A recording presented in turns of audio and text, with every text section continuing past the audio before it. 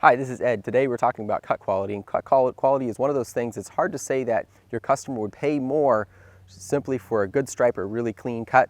However, it is one of those things where when you really have it dialed in, it shows your customer that you pay attention to details. You're more likely to retain better paying clients, higher level clients, and customers that have less complaints because for the most part, the main cutting part looks really, really good. So today we're going to go through the science of cut. We're going to talk about the mower from the ground up, the grass, the turf, the mower, the blades, the deck shroud itself. We're going to go through all the details and help you understand how the cut of your deck works and some of the things that you can do to really dial your machine in for whatever conditions you're working with. So first off, not everybody likes a really good stripe. That's something that mostly here in the US, a lot of people like. And what a stripe is when you mow away, it leans the grass away from you, and so when the sun shines on it, it's bright. And then when you come back, the grass is leaning towards you, creating some of its own shadows and less reflection, and so it's dark. So the first thing you want to do to get a really good stripe is, if we cut this going this direction last week, then this week we want to cut on the bright side again so that we're encouraging the grass to grow that way. Now there is a difference between a really crisp cut and a cut with a really good stripe, because a good stripe means that you have long grass that's leaning over, whereas a really crisp cut is one where grass is straight and it's cut perfectly level. Now, the place to start with a really, really good cut is the turf. If your customer is really maintaining their lawn well, so there's a very homogeneous species of grass, the grass is the same everywhere, that's important. Weeds, they may be managing, if there's any thatch, they're taking care of that. They may be aerating it, they're giving it good nutrients. That's the foundation that you really want.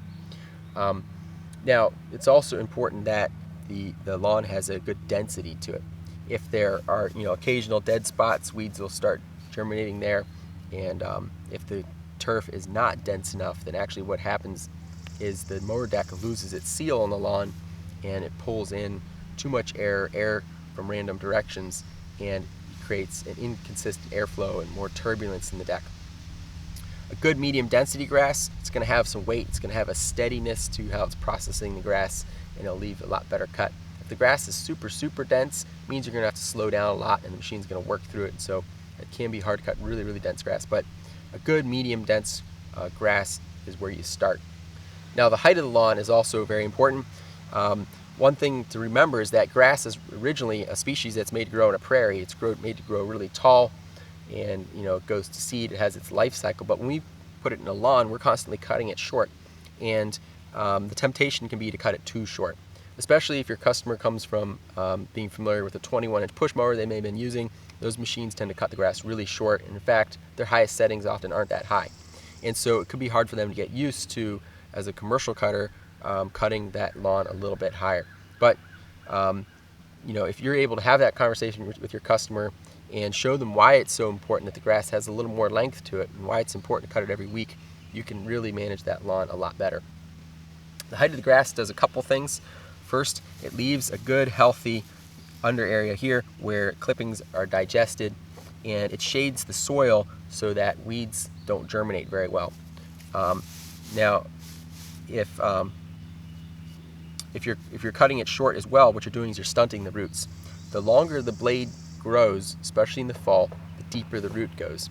When you have deep roots, that lawn is much more drought tolerant. It's going to stay green a lot farther into the summer before it goes dormant.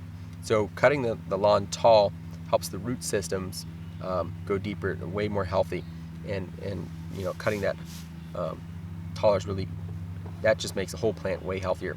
The other thing that's a struggle is that a lot of folks want a bi-weekly, or in other words, what they mean is that cutting the lawn once every 2 weeks. That's actually really not good for the lawn. The lawn will go into shock, the plant will go into shock if you cut really more than 1/3 of the blade off. And so then for the following 2 weeks, it's recovering. The lawn tends to have a lot of stems to it. It's trying to bolt, and it's being stressed. So that's why cutting the lawn every week is a lot more important. Also, if you cut once every other week, then you're going to be discharging a lot more grass, especially like around here in the middle of May when the grass is growing really, really fast. That grass that comes out, if it accumulates anywhere, it can actually create a dead spot, which leads to where weeds will germinate later in the summer. So let that turf grow tall and everything's going to work out a lot better. Now if you're going to change the height of your cut, you don't want to do it all at once. So if we say we were cutting this grass at 3 3/4 every week, and then next week we go down to 3 inches, what happens there is the grass gets accustomed to a certain height. When you cut lower, you're suddenly cutting into a lot more stems. You're pulling up a lot of clippings that have been digesting.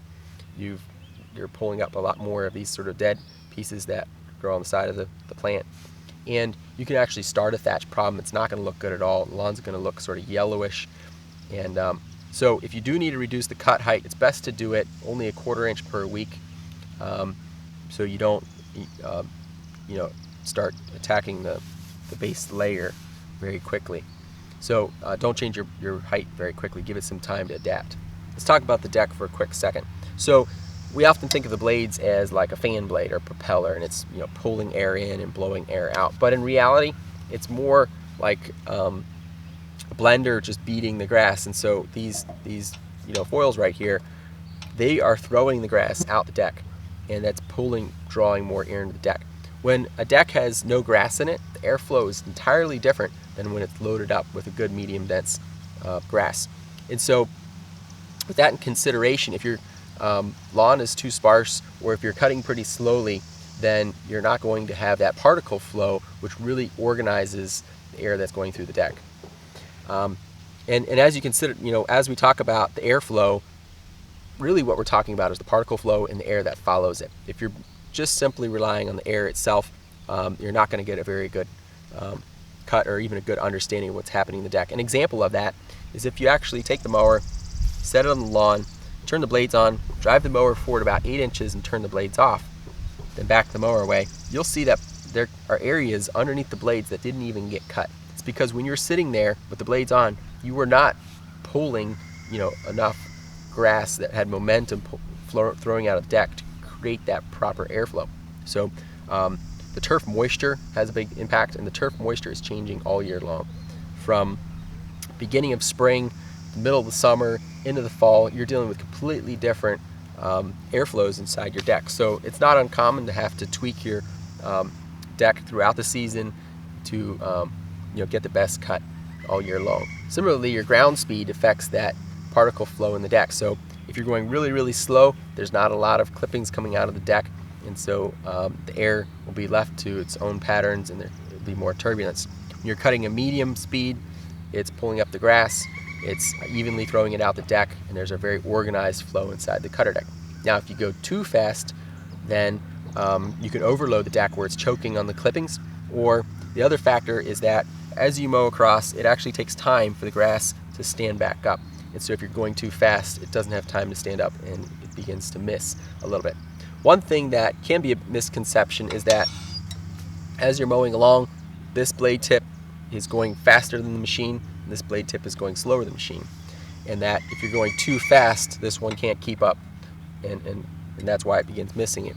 That's really not a big factor, because the blade is going almost 200 miles an hour, and if you're going 5 or 10 miles an hour, that's only maybe 5% faster on this side and 5% slower on this side. And so that relative blade speed is really not a big piece of the picture here. It really is about the grass coming back up and how much you're loading up the deck. How much you load up the deck is something you gain from experience, and you'll get used to what the sound of the governor sounds like, what it looks like when the grass is flowing out of the deck at a healthy speed. So you'll always be adjusting your speed based on the density of the grass. Now the deck itself needs to be properly pitched and level. So what we mean by that is when the mower is cutting along, we want the front of the blade to be lower, sort of like a helicopter flying along, right? The blade in the front is lower than the back. And what that does is it makes it so the grass gets cut once, clean and crisp. If the deck is pitched up like this, then what happens is as the blade goes around, as the machine moves, the blade is getting cut many, many, many, many times. And it can leave a frayed edge on the blade, and generally doesn't lead to a very good cut. So how you set your pitch, generally you want to set it on something very level, like a portion of sidewalk, your garage floor. Take a tape measure, and you measure from the ground to the front of the blade tip, and the ground to the back of the blade tip. And you want the back to be about 1/4 inch higher than the front of the blade. Now we recognize that once you get on the machine, or if you have extra low air pressure, back of the machine is going to settle down a little bit, and that pitch will become about 3/16 of an inch, and that's fine. Now if you're going to run really low tire pressures, maybe around 12-14 psi in the rear, and you have flat free tires in the front, then it's going to, that pitch is going to settle out a lot more. So that's something to consider. And how do you adjust for that? The easiest way really is just get somebody else to stand on the machine for a minute while you go underneath and you measure your pitch and make sure that you're still getting what you want there. Now side to side, you want both sides of the deck. You don't want them to vary. You can get away with about 1/8 of an inch if one side of the deck is much higher than the other. Then if you make passes in the same direction, you're going to get sort of a sawtooth pattern on the lawn. Now when you make passes down and back, if one side was 1/8 inch low and the other side's 1/8 inch low, when it comes back, it cancels out a little bit, so you really don't notice up to an 1/8 inch difference between the sides. But you want your deck level, you want to adjust that. And then whenever you do change your blade, go ahead and just check this, that the blades are near the same height in the middle. Spin it around a half turn and check it again. And what that is checking for, if there's a blade that's a little bit bent, or maybe you've hit something and one of your spindles has been knocked out of position, then these won't match in the middle. And this right here is very sensitive to leaving a notch in the height of your cut. So you want to be sure that those are level there in the middle. Having your deck pitched is important. Now, it's not an absolute rule. We have seen situations, especially when mulching, where sometimes if you pitch the deck up just a little bit, it could improve the cut a little bit, depending on the grass type and the blade that's in there. Now let's move on into the blades. There's all kinds of blades available for mowers, and one thing to consider that is if you're not using an OEM blade, then you're really on your own when it comes to quality. It's important that the blade is made by a reputable supplier, because the heat treatment there is important. If the blade hasn't been heat treated properly, it could lead to the blade breaking, and that's not at all good. You want a blade that is very, very tough and has some, it's somewhat ductile, but it's also hard enough to hold a really sharp edge. So you want to be sure that you're using a reputable blade on your mower. Blades themselves, you're talking about the length, and usually when we talk about the length of a blade, we're talking from this corner to that corner is going to be the length of the blade. Oftentimes the edges here are a little bit rounded. The center hole, obviously needs to match the center hole on your machine. And you could have an offset blade, so maybe the spindle mounting point is higher and the blade is offset down a little bit lower. You have different foils here. They're different heights, different lengths. They're notched, or they could be rolled down like this. The notch is a relief so that when it's bent up, the material isn't strained as hard in here. A rolled foil may move a little bit more air than a notched foil. We talk about the thickness, the width of the blade as well. If you use a really, really heavy blade in your mower, recognize that is going to shorten the life of the clutch a little bit. That inertia, especially out on the end of the blade, takes a lot more energy to get up to speed, and when you turn off your blades, there's a blade brake. It's going to wear that brake a lot quicker, maybe up to 20%. So one thing to consider there is that actually engaging your blades at full throttle, it's not going to hurt anything. You can do that, a lot of people do it, but it is going to make it so that your clutch isn't going to last as long compared to throttling down a little bit. You can throttle the engine down when you engage the blades, and most of the time if you throttle down to 50% or so, that's a good spot.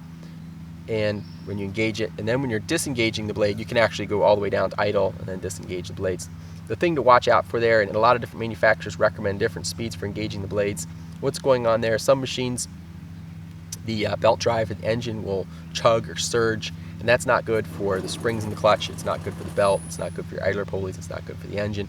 You don't want, or maybe even the belt can pop off. You don't want that surging or chugging. So you want to use the lowest throttle position you can while still having a smooth blade engagement. That would be about the optimum speed to engage the blades. Now the foils, we have different lifts, and so starting with the lowest, we might have a low lift blade that folks talk about. A low lift blade, they're not that common, but really they're primarily made to have the lowest level of noise. Now you can get a medium lift blade that might be more like a 1/2 inch height on it, or 3/4, and that's a pretty average height blade. Then you may have a high lift, which are in a lot of mowers, and that means that from the bottom of the blade to the wing, you're dealing with about 7/8 or 1 inch of height. And then we sometimes refer to a super high lift blade, and so super high lift blade typically means that the foil here is a lot steeper and may be up to 1.25 inches tall, and that really acts like a paddle. Now, there's no one blade which is the best. There's no best blade. Every blade option that different manufacturers have are ideal for certain situations or maybe even certain times of the year. For example, a super high lift blade is going to be moving so much air that in light conditions it can create issues. It can be the air could be coming in so fast here that the grass is laying down and not getting properly cut. It could be moving so much air that it starts creating more of a cyclone than a draw of air up into the deck. Could start creating blowout issues. So, but a super high lift blade, if you have some grass weight in there, some momentum, and that tall paddle is throwing that out, it may improve your cut. So every blade isn't going to be the best blade for every situation. There's other blades out there as well for mulching, for example. A lot of mulch blades have an offset in the middle, so the end of the blade is drawing air up, and the middle of the blade may have a downflow, and that reduces the total airflow of the blade. It's going to be recirculating the clippings a little bit more. You can use it on a side discharge deck. You'll get a little bit less discharge, and the clippings get broken out a little bit more. You can also have blades with serrated notches on the wing, and what that does is going to shred a lot more. So especially with leaves in the fall, for example, it's going to break up the leaves so they can be composted in the lawn a lot better. The other factor with the blade is the blade tip speed. Most commercial mowers are going to be sold with a blade tip speed of just under 19,000 feet per second, and that comes from ANSI standards. And we've played with a lot of different blade speeds, some a little bit faster than that, some slower than that. 19,000 feet per second is a good reasonable maximum speed. We don't really see much benefit from going any faster than that. If you go much faster than that, you just start creating a tornado with the air spinning, not really so much pulling and blowing grass out. In some situations, actually going a little bit slower can help, and you can easily do that by just throttling your mower back and checking if that changes the way the machine cuts. Especially in lighter grasses, sometimes pulling the throttle back can help. Now, one thing to consider is you don't really want to run your machine at low throttle under heavy conditions, because the fan on the engine is not running as fast, and the engine will still be putting out a lot of torque, and so that could lead to overheating issues. And so if you're cutting tall growth or whatever, you don't want to bog the engine down too much. Let it do its cooling. If you're cutting a regular turf grass at a medium or slow speed, you can throttle the engine down a good amount with no issues. Now, often we have this notion of vacuum on a mower. We think of it as pulling air up so the grass gets evenly cut and discharged. But it's important to realize exactly what's going on there. We're not pulling air out of the lawn at all. With a dense turf, there's very little air that goes towards the middle of the deck before it comes up. Mostly we're sucking air in around edges, in which a good deck is going to pull air evenly around all the edges. If it pulls in actually too much air, then that grass will be laying on its side and not getting properly cut. So that the notion of vacuum is a little bit hard to get at. It's too much is not good. Really, the biggest factor is even airflows. You want very steady airflows throughout the deck, and that's the biggest factor when it comes to vacuum. Now, the deck itself has a lot of different properties that folks compare. One is the depth of the deck here. A lot of decks may be offering 5, 5.5, or 6 inch depths, and one thing that we found with that is if the deck is too deep, actually the grass can kind of stall in certain areas and create surging or clumping. Really, you don't need that much depth because you shouldn't be storing that much grass in the deck at any one time. The grass should get cut, broken down a little bit, and it should be out. If it's staying in the deck for too long, it's going to take additional horsepower and additional turbulence inside the deck. So bigger is not always better. 5 inches, from our experience, is pretty much the sweet spot. If you're field cutting, certainly you may be able to utilize a little bit thicker deck than that, because you want to not be processing the clippings quite as much. You want a little more depth for all that capacity. Now, probably the biggest differentiator in decks is whether it's really more of a tight deck or an open deck. And so a deck that is tighter here, generally it's going to have a farther discharge. It's going to have a more even, steady discharge from the deck.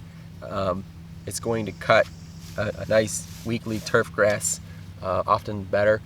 There's less room for grass to accumulate, before falling or creating a clumping situation. Now, a deck with a really wide open front on it is going to be a lot better for tall field grass, especially dry grasses. If you have a lot of moisture, grass can actually build up in there for a little while and then fall out and make a mess. So there's pros and cons. It's not that a tight deck or an open deck is absolutely better. A lot of it has to do with exactly what you're doing. You know, a lot of decks out there are in the intermediate range, and so they can work for both ends of the spectrum suitably.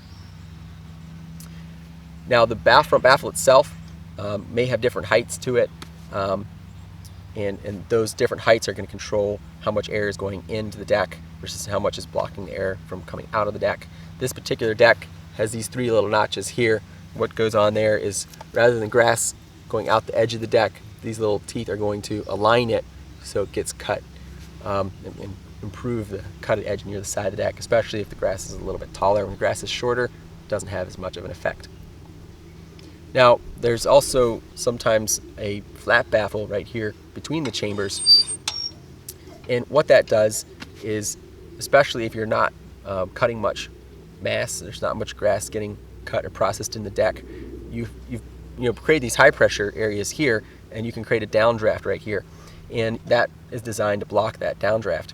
However, it also leads to grass accumulating right in this area a lot quicker. It only takes a tiny bit of accumulation in this part of the deck for grass to start going back here rather than in here, and so when you have these conflicting airflows, it doesn't improve the cut at all. So especially dry conditions, something like that might help. Otherwise, it can lead to accumulation happening.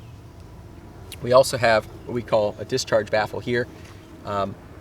There's a lot of different versions out there, but generally what this does is it controls how much grass is recirculated in the chamber versus when it is selected to shoot out of the deck, and often can reduce clumping. So sometimes clumping happens when grass may start building up in this area and then pop around and get thrown out, and that'll create a clump out on the lawn once the grass is discharged. And so this can control that, keep it very steady a lot more. Now, a lot of decks have mulch options, and so oftentimes there's a baffle that begins to separate these chambers and a plate out here and filling in a lot of different cavities. And the grass really is, there's nowhere for it to go, and so one part of the deck there might be some air drawn in, somewhere else some air coming out, and you'll need a blade that accommodates that. A high lift blade in a mulch deck is really not going to work well. You want a blade that's going to have less lift and a little more ability to break the grass down into smaller pieces. Now, all these different styles of decks and baffle configurations are going to determine the clipping size. A deck that's very, very open, it's going to throw much longer clippings. Longer clippings will sit on top of the turf for a little bit longer before being digested. Smaller clippings are going to disappear a lot more quickly. They're going to take a little bit more power to cut with a tighter deck. And that clipping size is something that can really determine not just what the lawn looks like the day you cut it, but 2-3 days later, in the peak of the season when you're cutting off a lot of grass, what the lawn looks like. So the other thing that affects your cut is accumulation and also clumping. And oftentimes it's very easy to confuse the two issues. I really like to make a definite distinction between them. First off, accumulation is this where the grass dries up in the deck and starts building up, chunks inside here. And that comes from, especially if you're cutting small properties and you have, say you've got dew in the morning or something like that. So every time you cut, there's a lot of wet grass that's sticking in there, and then it dries up, and then you're mowing for 10 minutes, you move to the next property and the same thing happens again, and it just builds up these big pieces. And also certain times of the year it's going to happen more than others. And so that'd be accumulation. Accumulation really, really destroys your cut quality. You want to keep that out of the deck. The biggest piece that affects cut is if one develops right between your chambers. It begins choking them off, and so rather than airflow coming out the deck, you have airflow from this blade going into this blade. So the air is fighting against itself there, and that can really deteriorate the cut quality. And so that is the accumulations piece. Then when you have clumping, it's a little bit of a different thing, and there's mostly two types of clumping that can happen. The first is where grass begins to stick somewhere in the deck, especially if the grass is more wet, and it can hold there for a second and then it breaks free and shoots out the deck. The other kind of clumping is where could just be even a space somewhere in the deck where the airflows come together, the grass comes together, it may build up a little piece that's kind of floating in mid-space for a second and then go. And that kind of clumping tends to have an oscillation to it out of the chute. You see sort of this steady rhythm where the grass is pulsating out.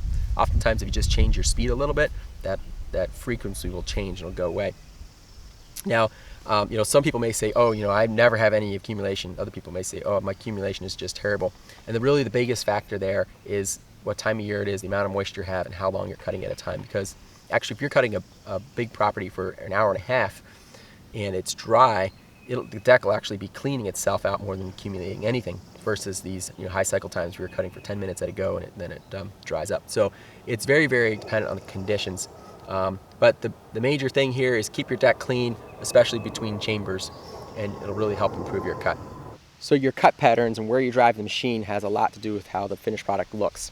Now, your basic pattern typically is where you go clockwise 2 times, so you're throwing the grass into the middle of the area, and then you select a main feature. So maybe there's a center point in the property, front door or something like that, and you take a cut, you look into the distance, and you make that first line as straight as possible, and then you work to one edge of the property, and then you come back and you work to the other edge of the property. If you start at one corner and work all the way across, you're not going to be heading the same direction at the end of it than you started. Now, as you get more experience, you may be able to eliminate the second loop in the beginning, so you go around the perimeter only once, but then you have to take a real gentle 3-point turn to make that corner, but your stripes go all the way to the edge of the property. Another thing you can do is cut so that you're always discharging outwards. So you may take 2 passes going clockwise, and then you can go counterclockwise the rest of the time. What that does over time is it leaves a dead spot in the middle of the lawn where you're throwing all the nutrients out of that area, and there's no clippings helping to retain the moisture in that area of the lawn. So when the lawn begins to dry out in the middle of summer, it dries out from the middle working outwards, and it's really not great for the lawn. It looks kind of awkward. You can also end up with thatch areas in the perimeter and sparse areas in the middle. So generally it's not advisable. Sometimes it's a good thing to do. For example, if you have field grass, a big area, and you're trying to get it done as quickly as you can, you may just discharge outwards the whole time. It's going to consume less power and fuel from the mower. But generally you want to go back and forth so that you're breaking down the clippings a little bit more. You have even dispersion of the grass all over the whole property, so it's very consistent looking. Now, there's a real art to this. Over time, you get used to how to drive a straight line. That can be a hard thing at first. And one thing that helps a lot is don't look at the edge of the deck. Don't focus on the overlap with the adjacent cut. Look into the distance at what your target is, the offset from the last cut, and keep your eye on that goal. It's just like when you're learning to drive. You don't look at the line on the side of the road. You look up ahead in the center of the lane, and where you look is where you'll go. So keep your eyes up, and over time you'll just get used to your peripheral vision on what that overlap looks like. You also get used to each machine, its center of gravity and the wheel position. And you want to watch out for that because the wheels are what controls the height of the cut. And actually one advantage to stand-on mowers is all the wheels are really close to the cutter deck, so it keeps a more even cut on the property. But you want to keep an eye on where that wheel goes, get used to it, because sometimes the front wheel may be controlling the height of the cut more than the rear wheel, or the rear wheel may be controlling it more. And you get used to there may be a dip, how to navigate that dip so you cut over it, you don't drop into it and create a low spot in your cut. So over time you get experience with those kinds of things. Really, experience comes from having an intentional focus on what you're doing the whole time. So if you're focused on what that cut needs to look like, and you're trying things, testing things, and you're seeing the cause and effect between different factors, that's where experimentation leads to experience. So I definitely encourage you to experiment with all the factors involved in cut quality, dial it in for each season, what works best for you. I hope you learned a lot in this video. If you have any other tips or ideas, be sure to put them in the comments. If you have any questions, put them there, and we'd be glad to answer whatever we're able to.